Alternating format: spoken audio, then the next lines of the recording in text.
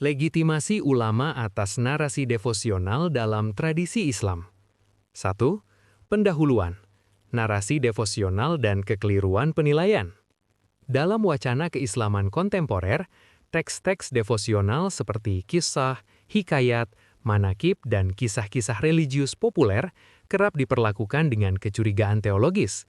Kecurigaan ini umumnya lahir dari penyamaan yang keliru antara teks normatif Al-Quran dan hadis sahih dengan teks pedagogis dan sastra religius. Padahal, tradisi keilmuan Islam klasik telah lama membangun distingsi epistemologis yang jelas antara wahyu, riwayat, dan narasi edukatif.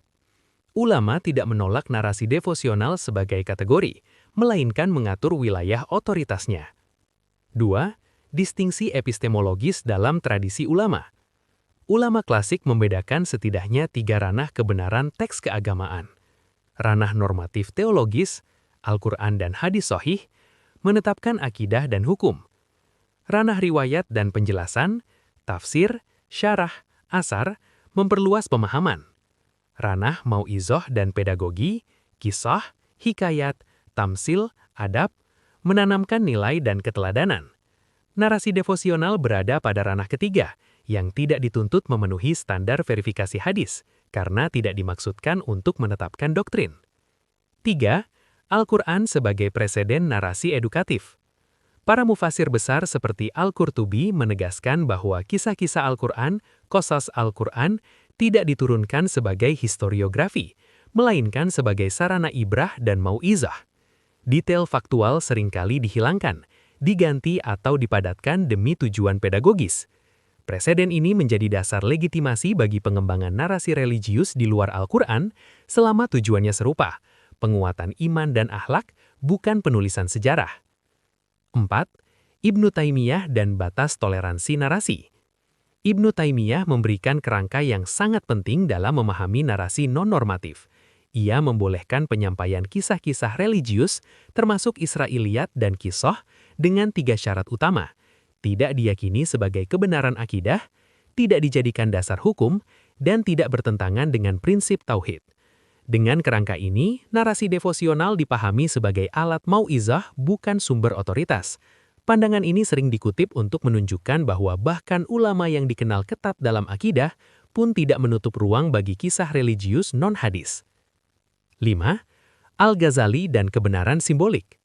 Al-Ghazali memperluas legitimasi ini melalui teori kebenaran simbolik. Dalam pandangannya, bahasa narasi, perumpamaan, dan kisah seringkali lebih efektif dalam menyampaikan kebenaran batin, hakikah manawiyah, dibandingkan bahasa rasional literal. Ia membedakan antara zahir al-khabar, permukaan cerita, dan batin al-makna, makna terdalam. Dengan demikian, kisah yang tidak sepenuhnya faktual tidak otomatis dianggap dusta, selama ia mengantar pembaca kepada kebenaran moral dan spiritual. 6. Pluralitas narasi Mi'raj dalam pandangan ulama hadis. Dalam konteks Isra Mi'raj, ulama besar seperti Al-Nawawi dan Ibnu Hajar Al-Asqalani secara eksplisit mengakui variasi dan perluasan narasi. Ibnu Hajar dalam Fathul Bari mencatat bahwa detail-detail Mi'raj memiliki banyak versi, sebagian sahih dan sebagian bersifat naratif, tanpa mengurangi keimanan terhadap peristiwa dasarnya.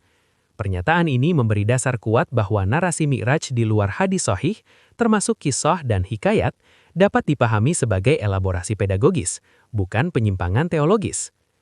7. Narasi devosional dalam tradisi adab. Dalam tradisi sastra Islam, wilayah adab menjadi ruang sah bagi pengembangan kisah religius. Karya-karya adab tidak diklaim sebagai wahyu atau hadis sahih, tetapi dihargai karena kemampuannya membentuk etos, rasa, dan imajinasi keagamaan. Hikayat Nabi, kisah sufistik, Mi'rajina Meh Persia dan tradisi pembacaan Mi'raji Gorontalo dapat ditempatkan dalam ranah ini sebagai sastra religius yang hidup, bukan teks doktrinal. 8. Formulasi legitimasi ulama, sintesis. Berdasarkan pandangan ulama klasik, narasi devosional dinilai sah dan bermanfaat selama tidak mengklaim status wahyu atau hadis sahih, tidak dijadikan dasar penetapan akidah dan hukum, tidak bertentangan dengan prinsip tauhid, dipahami sebagai medium pedagogi, mau'izah, dan transmisi nilai. Dalam batas ini, narasi devosional bukan ancaman bagi ortodoksi, melainkan bagian integral dari tradisi keislaman. Penutup, legitimasi ulama atas narasi devosional menunjukkan bahwa Islam tidak hanya ditransmisikan melalui hukum dan doktrin, tetapi juga melalui cerita, simbol, dan pengalaman kolektif. Teks-teks seperti kisah, hikayat, dan Mi'raji Gorontalo hidup bukan karena klaim kebenaran normatifnya, melainkan karena kemampuannya menghidupkan iman dalam ruang budaya. Dengan memahami posisi epistemologisnya secara tepat, kajian terhadap narasi devosional justru memperkaya pemahaman kita tentang Islam sebagai tradisi yang hidup, adaptif, dan berlapis.